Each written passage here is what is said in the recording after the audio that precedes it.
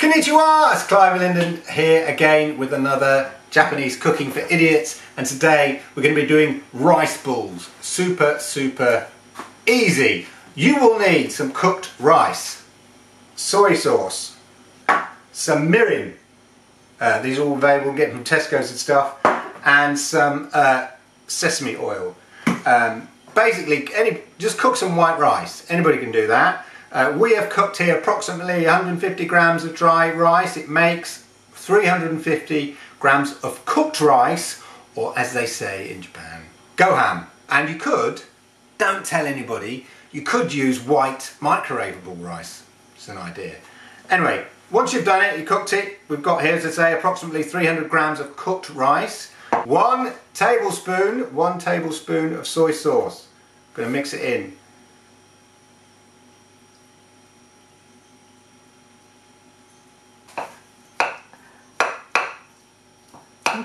Mix well. Try and mix it well. Okay, so we can try and mix that. It's very sticky. Right. Okay, now we're going to divide it into quarters. Yeah. Come on. Okay.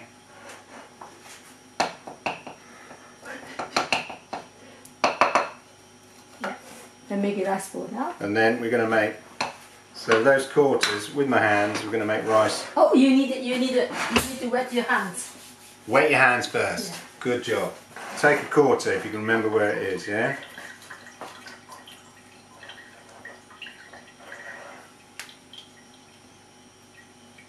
Oh, you can... Look. Make a triangle shape. Triangle shape? Yeah.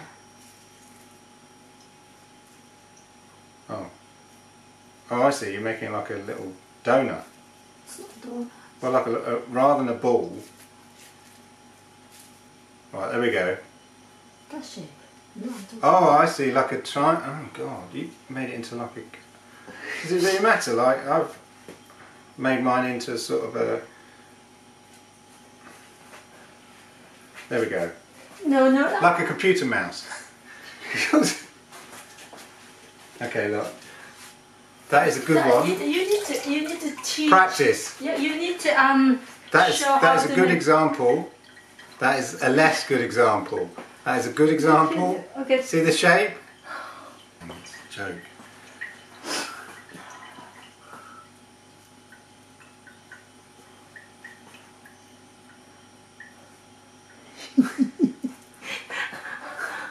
There, look, it's like a triangle. It's a small one. You can spot the professional ones, you can spot the less professional ones.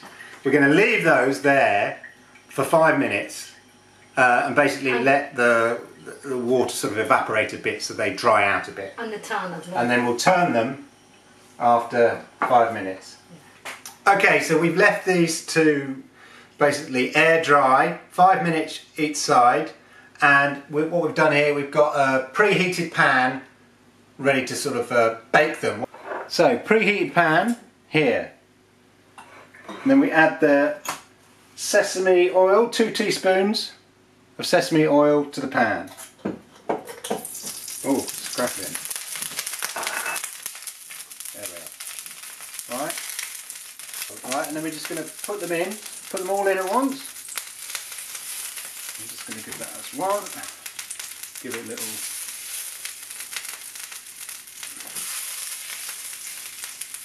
And then we're going to bake these effectively in here, fry them, bake them. 5 minutes each side. Yeah, about, yeah. About. Okay, so it's worth checking them, but after 5 minutes, give them a turn. Oh, that one's nice and crispy there. Oh yeah, so they've got that sort of slightly hard, I guess that's what you're looking for, this sort of slightly, that could probably do a bit more. But 5 minutes on each side. You see how they're sort of going a bit golden there. Okay, so these have been done about 5 minutes on each side. You can see they're quite golden there, quite golden there. Now we're going to take our soya and mirin mix, and then what we've done, we've got a little mixture, and now what we're going to do is we're going to coat the onigiri with the mixture and then turn them. So we just, I guess we're just painting them like that. You need to get the tongue. There we are. Get in time. Generously. Generously. Generously side to. Yeah. And we're going to turn them over. Helps if I put the spatula the right way around. And then coat this side as well. Yeah. Generously. Smell great. You're going to turn them again? Yeah. Flip them again.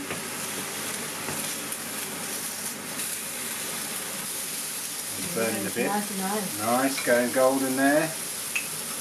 More painting.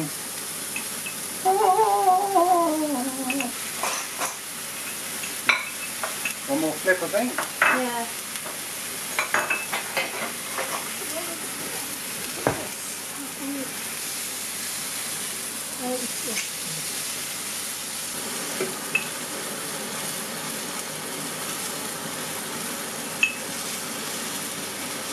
Yeah. Asbestos hands. Oops. Pan hot. It's just my superpower. Oops.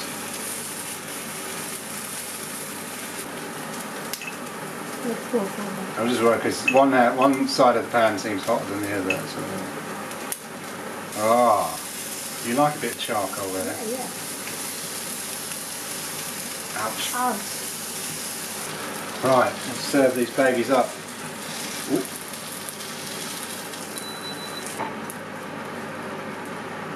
And there you go. Onigiri. So there we go.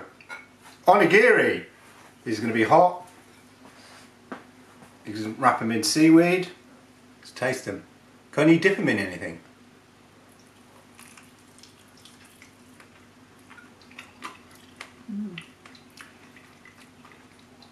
That's nice.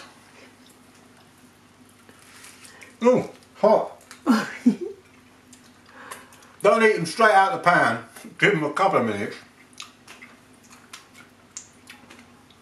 But they're nice, savoury. Despite the sweetness of the Mirin sauce, they've got a savoury texture to them. And I feel you could dip them in soy sauce.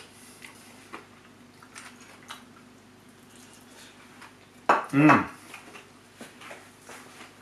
Oh wow, hot. But delish. Perfect. I would recommend dipping them in soy sauce as you eat them. Gives that extra flavour. But there you go. Onigiri!